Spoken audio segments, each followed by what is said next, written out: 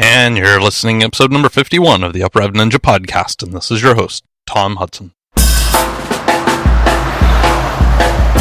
Hello, everyone. Welcome to the Uprev Ninja podcast. If this is your first time listening, thanks for joining us. This show is produced each week with the single intent of discovering the tips, tricks, hacks, and lessons learned from our guests that has catapulted them into living the best version of themselves. Join your host, Tom Hudson, as he continues his search for the best methods to uprev his life. Now, let's dive into the show. Today's guest is Sherry Walling. She's a licensed clinical psychologist and the creator of Zen Founder LLC, a trailblazing company that works with entrepreneurs and their families. They provide individual consulting, retreat planning, crisis management, and team consulting. She's one half of the Zen Founder podcast, a weekly collaborative show with her husband, Rob Walling, that was recently named by Forbes as one of the 12 best podcasts for entrepreneurs. She's also an award-winning academic, a passionate public speaker, and an author. Since graduating with her master's degree in psychology and theology and earning a PhD in clinical psychology, Sherry spent most of the last decade working with individuals and families in private practice. In recent years, however, her love of high-energy people and passion for health optimization has led her to focus on working with entrepreneurs, executives, and other people with high stress and high-intensity jobs. Hey, welcome to the Uprev Ninja podcast. Today I've got Sherry Walling with me. How are you doing today? I am doing so well. The sun has come out in Minneapolis after several very recent freak blizzards here late in April. Yeah, you just got like 20 inches of snow last week, right? Yeah, it was painful. Yeah. So the joke around in these parts is it's not April 19th, it's January 93rd. Yep, I've heard that, and it feels so true. So today it's sunny and warming up, and the snow is melting, and there's like this mass euphoria spreading across the Midwest. We're all like out in shorts and working on our tans, and it's like, 42 degrees. I was going to say, yeah, don't joke people south of us, 40 degrees, we're out in shorts and t-shirts.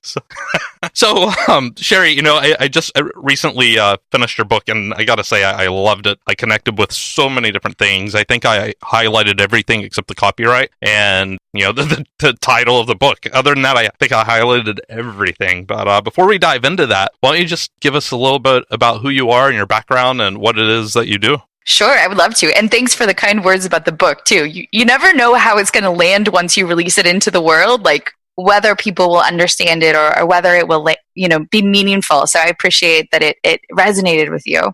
So yeah, I am someone who works with founders and entrepreneurs to help them stay sane and healthy in the midst of pouring themselves into founding and growing a business. And I came into that work in a very roundabout way. I am not from an entrepreneurial family. I grew up in Northern California, in the mountains, in a rural town. And I didn't know any entrepreneurs. I didn't know any business people. I didn't know any psychologists. I only knew a few people who had gone to college. So I grew up in a place that really was going to be super happy for me to set up camp and become a mommy and pop out some babies and have that be the sort of primary function of my life. And not that there's anything wrong with that. I'm also a mommy and have 3 kids. So I'm down with that plan. But I needed to do a couple other things before I was ready for that part of my life. And I really saw going to college as a way to get out, as a way to do something different and to have some different kinds of experiences than many of my peers were interested in at that time. So I didn't come from a lot of resources. I didn't come from a lot of money, but the state of California gave me a full ride scholarship to attend the University of California at Davis. And I jumped in with both feet and did pretty well and enjoyed myself. I had the opportunity to spend my junior year of college in Ghana in West Africa, which was probably one of these big turning points in my life. And we can talk more about that later in our conversation. But that was a real game changer for the trajectory that I was on. About that time, I met a boy. And I fell in love with this boy. And it's actually his fault that I ended up going to Africa because I had met this guy. His name is Rob. And I kind of knew, like, you're my guy, like, you're my person. But I'm 19 years old. Like, I need a different experience. So if you'll just hang out and wait for me for a year, I'm going to go travel the world and have some intense experiences and see other parts of life and just learn more about what is out there in the world and who I am. If you'll hang out, then I'll come back. And that's exactly what happened. I went, I came back, we got engaged, we got married. That's the rest of the story. So I fell in love with, well, I shouldn't say maybe I fell in love, but I have always been extremely curious about people, about the deeper stories of people, not just, you know, where you come from, what do you do? But I always wanted to ask those like really inappropriate questions. Like, what do you dream about? What keeps you up at night? What are the things that you never tell? Tell me your secrets. Which, of course, is a really nice entree point into being a clinical psychologist, which is what I became. So I have always... Go ahead. Yeah. No. I've always been really interested in the deeper stories, and I think also the things that people fear. So Sorry. Go on. we have like this little funny delay happening. I know. Todd. And so because I was interested in secrets and also in fear, I ended up pursuing a specialty within clinical psychology very focused on trauma and stress and anxiety. So I wanted to talk to people about their worst experiences, the things that were most painful to them, the things that most shaped them, and the things that most kept them stuck. So I spent the first part of my life as a psychologist working in the Veterans Administration with people who'd recently returned from combat, working with folks who had really high intensity jobs, working with survivors of assault. And I wanted to be really unafraid of entering difficult emotional places with people. And so that's really become kind of an organizing principle for my professional career. Fast forward a couple of years, my husband, that Rob guy, has now founded a couple of software companies. And I started to realize that there's lots of folks that were our friends that showed up in our living rooms that were bright and interesting, business owners, creatives, founders, and they also had their own set of secrets and set of difficult experiences. And they weren't necessarily keen on talking to a psychologist because psychologists are for crazy people, right?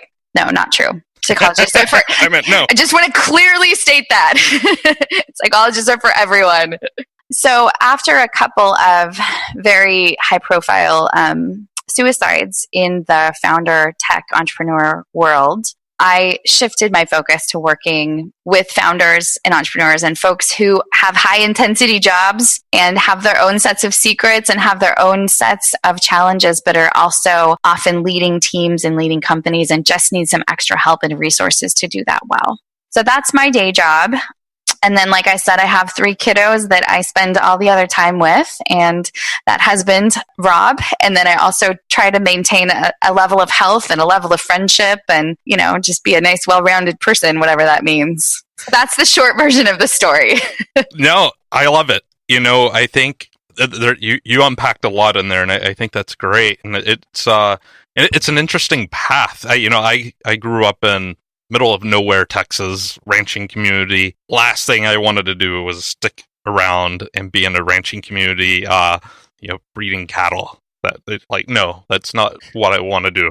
And I started my first business when I was 15 or 16. And so I've always had something, some hustle or 2 or 3 on the side my entire life. And I'm always looking for that next thing. Right now, I'm actually going to get my yoga teacher certification, which got probably like 4 months left of that program. Congratulations! That's Thank you. It's kind of a long road. I'm a yoga teacher as well, and I know it's a lot of down dogs to get there. Oh, totally, yeah. So something that I can't tell you how much it resonated with me in your book. You talked about these core values that you have, as well as people that are entrepreneurial that you've worked with. And I think they were, freedom, ingenuity, adventure, and just meaning. So what I find super interesting about that is my wife and I are on this 4 to 5 year plan. And at the end of this 5 years, both of our kids will be out of high school, out into the big bad world. And, we're both doing the yoga teacher thing. I've got this podcast. We have a few other irons in the fire, but it's about being location independent, so gaining more freedom. And we already know what the business is going to be in 5 years, like what we're going to use as a jump off point. But ingenuity, everything that we're doing now to get us ready for that, outside of project plans and stuff like that. Adventure, well, a part of it is we just want to travel. We want to see the world. I mean, last year she actually went to, her and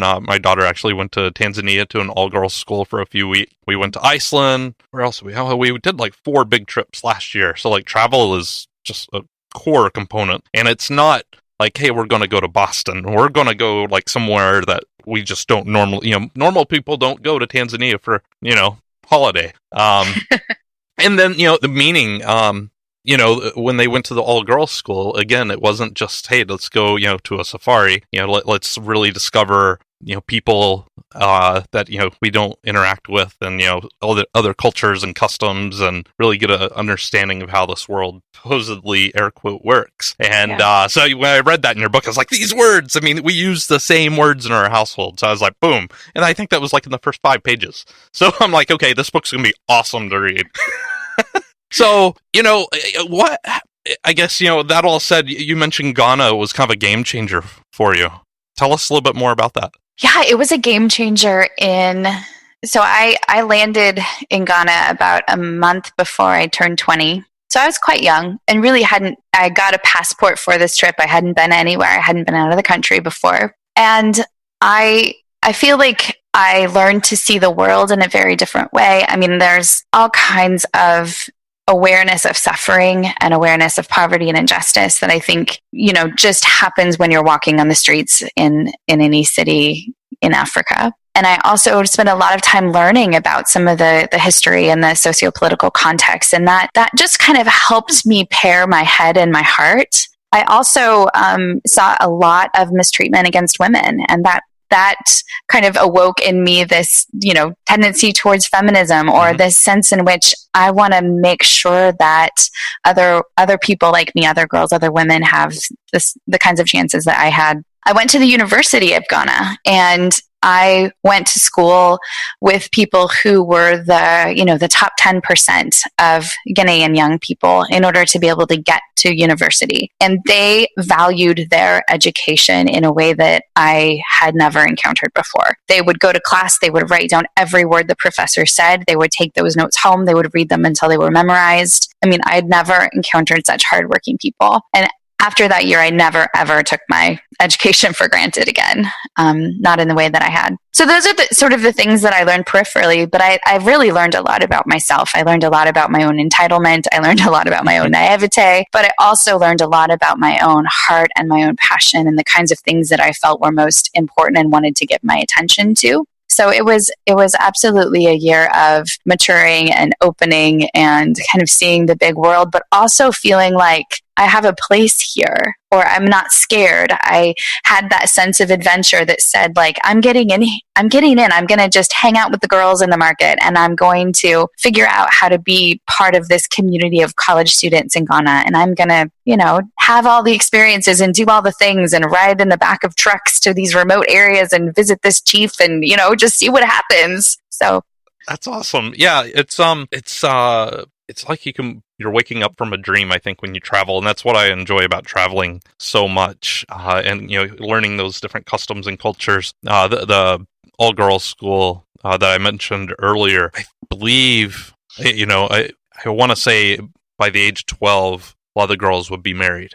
So if they go to the school, they're kind of protected from that and taken out of that. And, they go get educated and, but you're like 12 years old. Like, it's just, it's, I can't imagine. I know in the U.S., like some states, it's legal, at the age of 13 or whatever. You just don't ever hear about that happening anymore. But I think stuff like that really does kind of crack the egg and like, oh, wow. Yeah. So, it gives you, like you said, the entitlement and makes you open up and see the world in a different way. And hopefully it does make you not so entitled and appreciate the things that you have more. So you mentioned something in your book about and I don't recall, but you mentioned about loners. Like, if you grow up as a only child, you might be a loner. Curious, are you an only child? Do you have siblings? I'm not. I have 2 younger brothers. Okay. Yep. So I was just wondering, like, I know for me, I'm an only child, so traveling is, I don't know, it's like I find my people when I travel. And I was just curious if it was the same way for you or not. Yeah, I think it's lovely to be a misfit among the company of other misfits. Yeah. And I resonate with that, even if I, am not an only child. I grew up with parents who had pretty significant disabilities. And so I, as the oldest girl, spent a lot of time kind of corralling my brothers and felt maybe a little bit parentified and not quite able to perhaps enjoy some of the like lightness of childhood that I would like for my children. I'll say it that way. Yeah. And so I think traveling allowed me at that age, especially, to be an observer, to not have to carry the weight of so much responsibility, but to just see and smell and taste and listen and watch. And those were really important sort of observational skills for me to really get to enjoy at that point. So, putting you on the spot, are you pro or con for gap years? Oh, I don't go pro or con to anything without context. Yeah, I mean, Spoken like a true clinical psychologist.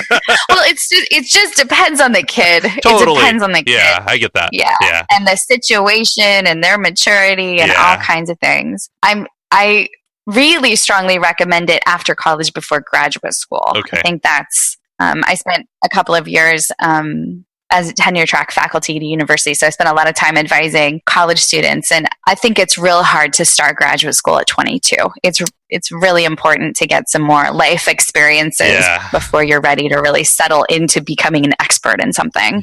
I would agree with that. I mean, I'm 41 and I don't know. I've got a few master's degrees and I don't consider myself a master at anything. So, well, what about, you've worked with a lot of people, you've traveled a lot, you've got a family, you've got your hands full here. What kind of, I don't know, what's one piece of advice that you feel like that you could just like have recorded and just play because you say it so often? If there's one thing I am actually against, it's multitasking. Oh, okay.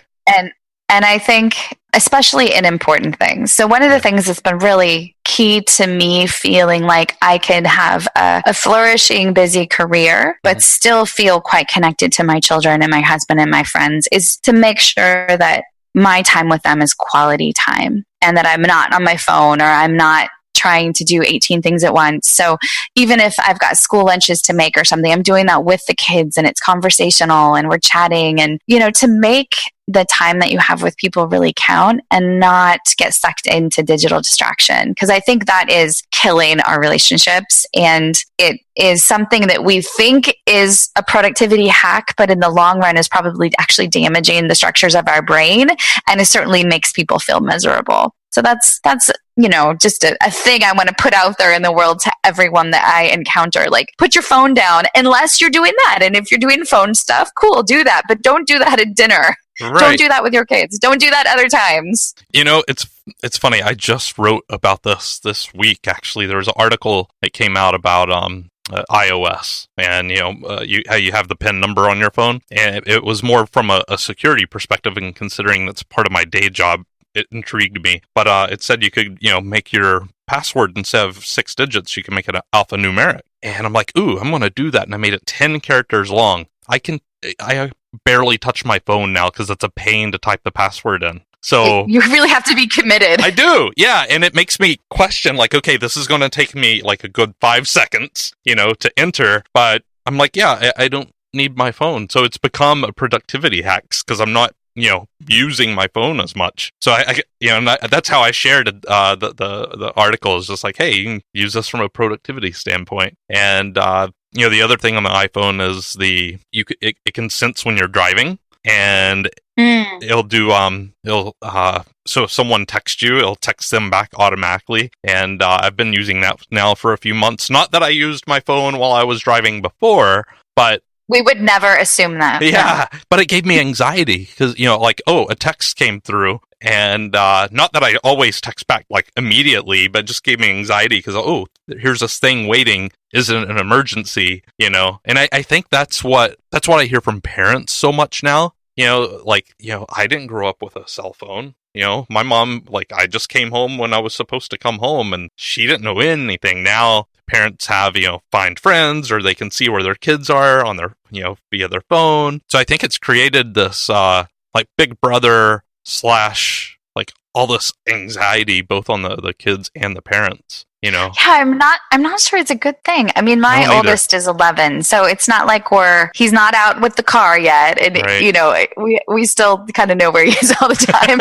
But I want to have the relationship with him where I can trust him to be where he says he's going to be, and I'm not having to follow up on him all the time. I know it cuts both ways, and there's certainly lots of situations where it's valuable to be able to use those resources, but there's something lost with them too. It's a gain and a loss. I think we're still figuring it out. I mean, the smartphone's only 10 years old, and sadly, I mean, cell phones for common people are only 15 years old, or maybe 20, I guess, but it's not a long time, at all. So, well, anyway, so you've kind of touched on some of this already, but what kind of makes you a ninja? I mean, you've talked about being fully present when you're with your husband, your kids, or your work, or whatever. How do you do that? How do you manage that? What kind of tips and tricks do you have to make sure you're sticking to that plan? This might make people's eye roll, but I do schedule my kids in my calendar, right? I carve it out and I say 4 to 7, they get home from school. This is kid time. I'm hanging out. So I think being organized, not just about the tasks of your life, but being really organized with what you're giving your attention to has been really helpful to me. And I really ride on the shoulders of a husband who's incredibly supportive. But I think the key part of that has been for me to really practice over and over saying, this is the help that I need.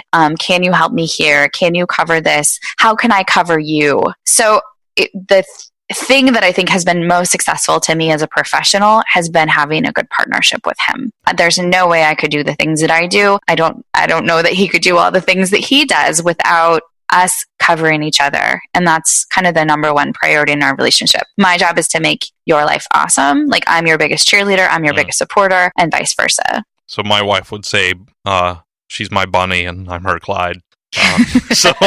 And if people rolled their eyes at what you just said about scheduling, so we schedule game night Thursdays. So we have game nights on Thursdays, which is tonight. Wednesdays, we go out and have dinner together. And we physically leave the house and go out and do something on Wednesday night. And then the weekend, kind of hit or miss, basketball, hockey, soccer, everything else that's going on the weekends. But, those 2 nights we do have scheduled, and depending on the weekend, we might schedule other things. So, which is great for family life, to have those routines and rhythms to look forward to. Yeah.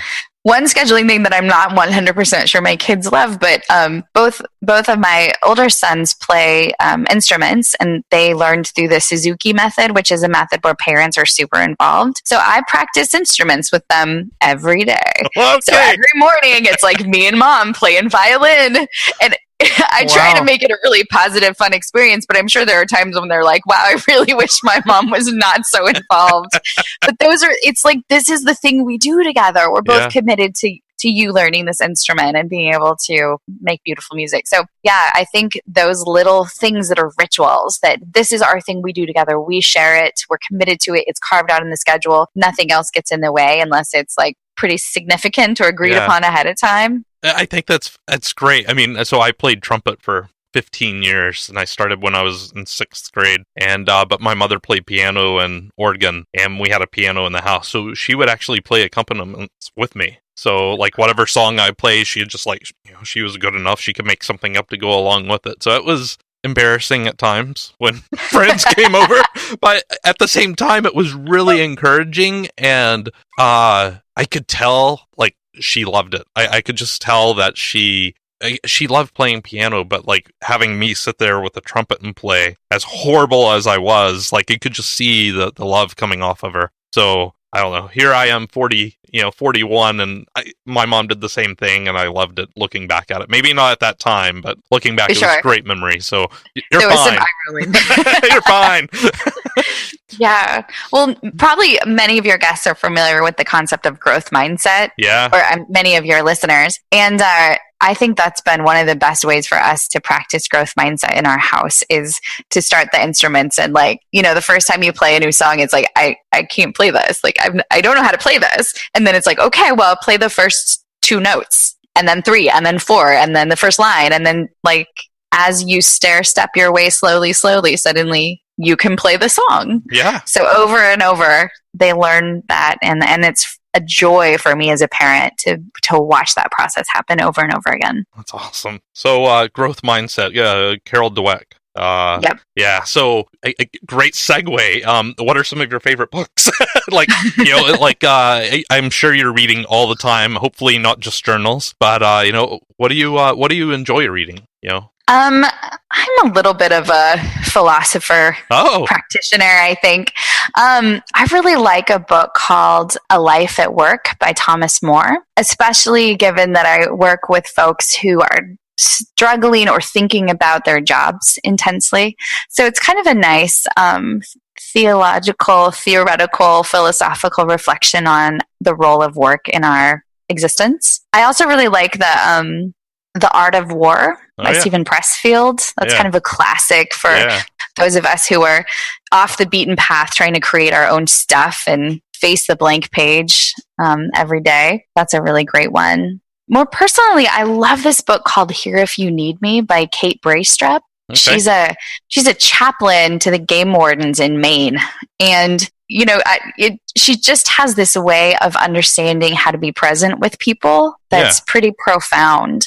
So not only, I think it sort of nourishes me as somebody whose job and life is very much about being present with people, but I also like to recommend it to founders as this like very different kind of book than a business book, or very different kind of book than a parenting book, but a book that really walks you through the human experience, I think, in a meaningful way. That's definitely going on my list. One of the things my son and I did when he was younger were, you know, here in New Hampshire, there's 48 mountains that are 4,000 feet or taller, and we started to hike those. So I devoured a number of books on, you know, like survival or, you know, stories about people that got trapped on the mountains or anything like that.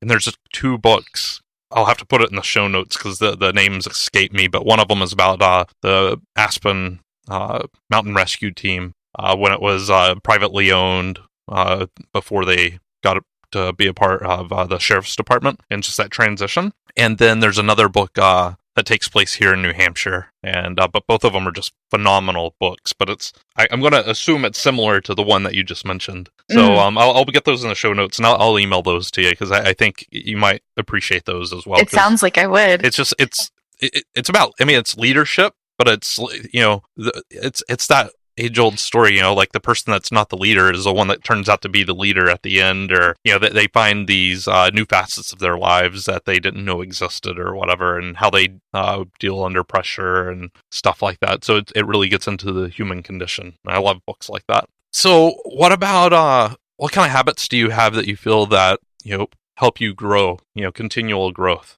You have that growth mindset. Yeah, I know this is an important one for many people, but practicing yoga and really working out pretty intensively every morning. Yeah. Maybe not every morning, but 5 mornings a week or something. I really find that I am not at my best unless I've really taken care of my body and just, you know, gone through all that process of moving through whatever stress and anxiety is living in my cells and getting that out through movement and exercise. I think that's been really important for me, for my own personal sanity. Yeah. I also have a couple girlfriends that I figure out how to talk to every week. One is a physician. She's also a mom of 3. Her life is crazy. We talk on the phone for like 30 minutes on Sunday nights. And in that conversation, we talk about our high point and our low point for the whole week.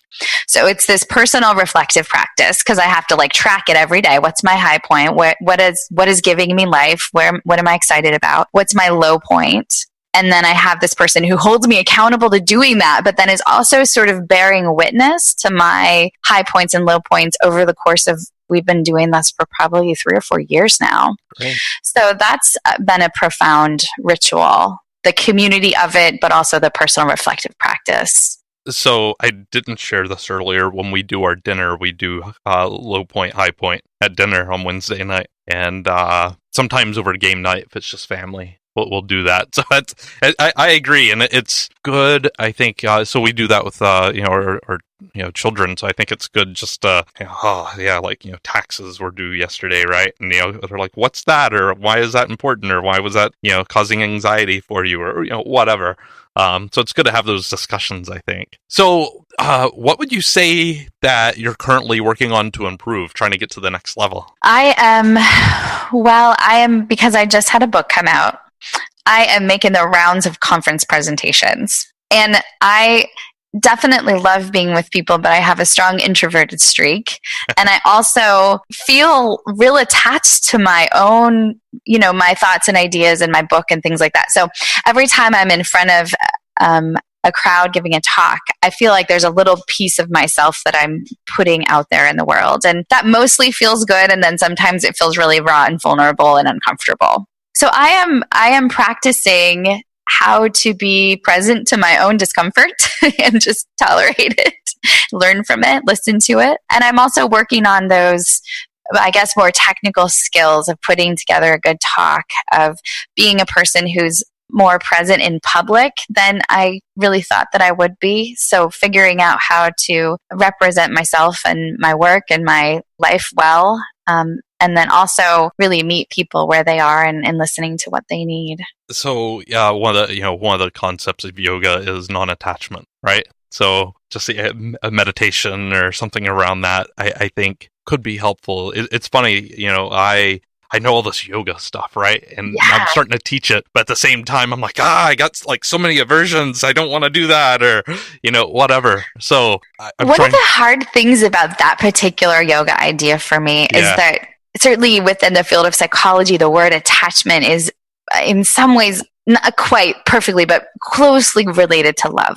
Yeah. And so when you are attached to something, it's because it is a little piece of your heart, and it's an act of love or a work of love. And so that's where I get a little snagged, because I would love to be like non-attached. And I do think I am in some ways, but I also, because I love people and I love the work I get to do. So I haven't quite found that balance yet. No, and so it's interesting. So the school that I'm going through, it's geared towards householder yogis. Yes. So okay, so like you get into this non-attachment. They're like, we understand you've got 3 kids and a husband and a business and a book and a podcast and all these different things, right? And a house. And so they're like, so we're going to say non-attachment means this, because we're not all living in an ashram in India, 24 hours a day. This isn't our life. So you do have to modify it to some degree. You just have to be careful how far you push that line, right? And what attachments you let into yourself, into your heart. Yeah. Yep.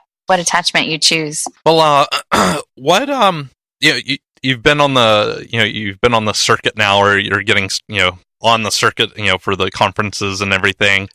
One question, people are asking you a ton of questions, I'm assuming, about your background, the research you did and stuff like that. But is there something that people aren't asking you that you wish they would? Oh man, that's a good question. And I saw it in the question list, and I was like, I don't know. I think one of the things that let me just put it out there. Yeah. I think, so part of my background and even my training, I have a master's in theology, as well as my training in clinical psychology. Wow. And then obviously yoga has been really important to me. And so sometimes I wish that people would engage that sort of theological, spiritual part and ask me, like, how does the fact that you have a master's in theology shape the work that you do with business owners? Yeah. Or, not necessarily what are your religious practices, but like, how did those parts of your life fit together? And I don't know that people know that about me, or are comfortable asking something that's sort of personal and then also religious and political and sort of confusing, potentially. Well, so that leads me to my next question. How do you think your education in theology influences your research? And what a good question, Tom. No one's asked me that before. Wow, I can't believe. I mean, you have a master's in theology, right? Yeah. So I think my theological training has been helpful. Yeah. In that some of it is really prepared me for big existential questions, Awesome. like the topic of meaning and conversations about values. I'm not so attached to any particular viewpoint that I think people should have this specific set of values or find this specific set of things meaningful. But I can't really engage someone without asking the deeper questions of like, what is important to you in your existence? And that's a theological question. I also think I love words like grace and forgiveness and hope and, these sort of juicier but harder to grasp concepts that I think are part of human experience, but we don't always know how to give great language to or certainly talk about in the business community. Yeah. So I think I have a big-hearted, open-minded perspective of what's important and what brings meaning to people. And that's a lot of theological training. Yeah. So I think I think that came through in your book. I mean, I can't tell you, page 27 or anything like that. But, again, growing up, I grew up in the Bible Belt. I've got 6 uncles that are preachers, different types. One, I did the revivals, set up a tent by a river, and, others had churches, small churches, huge churches, 5,000 members, stuff like that. So I grew up in that, but at the same time, I started martial arts when I was 9 years old. So I've been meditating for over 30 years. So I got introduced to like Eastern philosophy at a very early age, and thankfully my mother never like said, "Oh, you can't do that because that's against God's will" or anything like that. So I grew up in a very open religious environment, but I was exposed to so much. So I think those stories for me and learning that, and of course integrating yoga into it and everything else, again, it goes back to what I mentioned earlier about travel. It just opens you up to so many other customs and cultures and stuff like that, and it makes you, I don't know, I'm a hard, like an ENTJ, but the J, I'm like 99% J. But I would like to say it makes me less judgmental of others in their practices, and I do have those thoughts. I just think what's the psychological term, thin slicing? I think I've seen so much data, I just like, man, so that's something I still have to work on and I'm aware of, but yeah, I think that's probably come through your writing. It's a part of who you are. So. Yeah, I think that I do appreciate mystery and complexity. Yeah. And I think faith as a construct is about, this ability to enter in or believe something that you can't fully know or fully prove or fully understand. And I think that that's an important part of human existence, whether you're talking about the Judeo-Christian tradition or a different kind of tradition. That ability to open ourselves to something beyond our understanding, I think, is psychologically important. So I'll put a book in the show notes. It's actually one I've had to read as part of my yoga training. It's called The World of Religions, and it's 60 years old, roughly. And it's a chapter on each of the major religions. So, there's Islam, Christianity, Judaism, Hinduism, Buddhism, and then it gets into, okay, here's 4 religions in this chapter, but I learned so much from that book because, obviously there's religions I've not been exposed to. So that was, and I just finished that probably like a month ago. I was like, wow, that was, phenomenal. So anyway, what do you, let's say, you're in the Twin Cities, there's billboards out there, and you've got the opportunity to put a billboard right there on 635, and hundreds of thousands of people are going to pass that every day. What would you have written on that billboard? You're going to be okay. Awesome. I love it. It's great. Well, let's say we've got someone's listening to the show and they've got a lot juggling around in their head right now, and they're struggling with either a relationship or something in their business or just in life in general. What kind of you've got 30 seconds in their ears. What would you tell them? I would remind them that the way that they feel in this moment is not permanent. And that while what they feel is important to listen to, it's okay to write it down, get it out, not let it be at the core of your being. And then it's okay to go for a walk or watch something on Netflix or just chill and let the intensity of those feelings subside a little bit, knowing that you will feel differently. You'll have different thoughts. You'll have different ideas or inspiration as time passes. Great. Thank you, Sherry. Well, I'll make sure I've put all this in the show notes. But what's the best way to connect with you? Yeah, my work online lives at zenfounder.com. And I also have a Sherry Walling website, which gives a little bit of my background and other ways to find me. So I'm on the Twitter, I'm on the Facebook, I'm on the things, and mostly under the word Zen Founder. So I can be found. I'm easy to internet stalk, as someone recently told me. Okay. I was like, we should talk about that.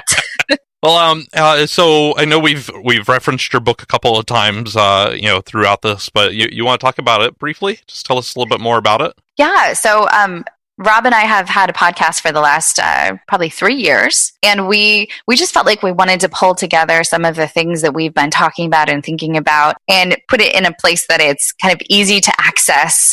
And so the book became that, and we wanted to take our best ideas and put them all in one set of pages. So I started writing the book about 9 months ago, and it was a bit of a slog. It was a tough year for our family and year for me personally. So to have the discipline of like writing every day was sort of life-saving in some ways, to just have that rhythm and the ritual. But yeah, I'm proud of the book. I feel like, it's a labor of love. One of those things I'm trying not to be attached to, but I'm happy to offer out into the world. And the goal really is to help to normalize many of the struggles that entrepreneurs, founders, humans face, whether that's a conversation about something like depression or ADHD, or if it's a conversation about relationship conflict or the values that drive you. We've tried to put a little bit of all of it into the book. So it's called The Entrepreneur's Guide to Keeping Your Shit Together and How to Run Your Business Without Letting It Run You. And I will say with both, with pride and shame, that my 11-year-old came up with the title for the book. So we're trying to figure out where he learned that language, but that's what it is. It is. No, and, like I said, I just finished the book last week, and I loved it. It was a quick read. I learned a lot. I know I shared a couple of the things with my wife. She and I could not be more diverse in regards to our backgrounds. And, she's, we both have she's been in the same job for 20 years, me 17. And both of us have done things on the side as well. But there's a lot of good stuff in there about relationships. I'm definitely ADHD, but I found a way to manage it. Channel that, yep. Yeah, but if I didn't have 20 things going on, I would be climbing the wall, So it's side hustles and yoga are really good. It is. I love it. Well, Sherry, is there anything that we didn't cover that you'd be remiss? I just really appreciate the opportunity to be on the show, and I think it's important to acknowledge that I think many people who have gone off the beaten path and are doing their own thing feel kind of lonely in that path. And I think your podcast and other podcasts like it really create this virtual online community where people can go like, me too, or I'm not the only one who struggles with this. I'm not the only crazy person who schedules time with their kids in their calendar. Nope. And so that sense of not being alone and being connected to other people who are out there trying to live good lives and do great things it's an important thing you're putting out there in the world. So, well, thank you very much for that, and thank you for coming on and sharing a bit of your story and some of your just your personal life with us. Scheduling the kids and things like that. I think it's important. I do, and we all have different methodologies that work for us, and obviously there's not one method or process that's going to work for everyone. So that's why I love about talking with, my guest, is trying to figure all these things out. Ooh, I've never thought about that. Oh, that does not work for me. But regardless, thank you very much for your time and for coming on the show. My pleasure. Thanks, Tom. I really enjoyed talking with Sherry today. Hearing how she came from a very small town and didn't really have a lot of exposure to the world. And considering where she is now, it's the pendulum has swung to the other side. She's spent a lot of time in Africa. She's traveled a lot, moved around, lived in different places. But, the key takeaways I took from the show was really about, first off, that she's against multitasking. Secondly, how she really wants, to be fully present and have quality time with those in her life, be that with her kids, how she schedules calendar time with her, and she makes sure she organizes that with her husband, or even with her tight group of friends. She talked about how just having that group of friends where they do the high-low point of each day, how that really helps her catalog and remember, what is going well in her life and everything. So, and the other thing is just, making sure that she knows how she can help her partner, and she also is very good about asking for help, and that they're there for each other to help each other get better. So it's some cool takeaways, some cool practices that I think you could implement or modify in your own routine. Thanks for listening to the UpRev Ninja podcast with your host, Tom Hudson. Navigate to our website at uprev.ninja today, where you will find additional resources to help you discover the best version of you. While you're there, join our newsletter and join the discussion on your favorite social media platforms. We've got some awesome guests lined up to share with us how they are becoming the best versions of themselves. Again, thank you for listening. Now it's time to go out and uprev your life. If you haven't, please head on over to iTunes and leave a 5-star review for the show. By doing so, this helps the show get noticed by more listeners and helps spread the word of how to discover the best version of yourself. Also, if you have any feedback about the show or a guest that you would like, please go to my website, https://uprev.ninja and contact me. This week's review comes from Paul D. Johnson. Reveals wisdom and actionable inspiration. As host of the God Zone Show podcast, I appreciate the deep dive conversation journeys that Tom takes his guests on to reveal valuable wisdom and actionable inspiration.